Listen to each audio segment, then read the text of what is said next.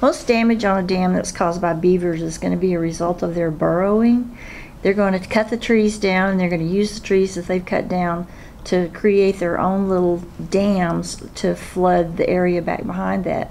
When you're looking for signs of beaver activity, besides the incredible burrows that you're going to find, look for their dams and the little ponds that are behind those.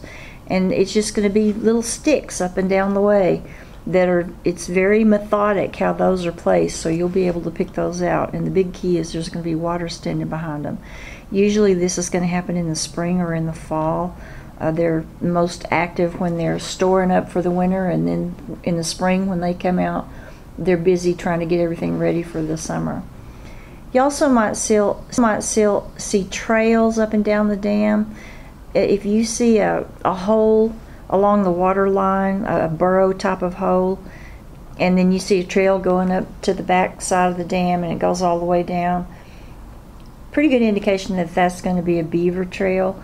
And if anywhere close to that trail you see a little tree or any type of woody vegetation that's been gnawed off and fallen down, and maybe there's some sticks and branches around it that have little chips of wood around, that's a definite indication that it's beaver damage.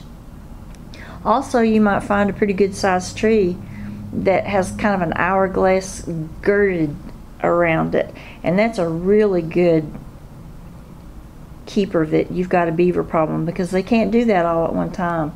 So they'll work on it, and you'll see all these little chips of wood down below that where they're working on it. It'll kind of end up getting in an hourglass shape, so it'll get thin enough that they're strong enough to push it over. You'll see peeled limbs and stripped bark.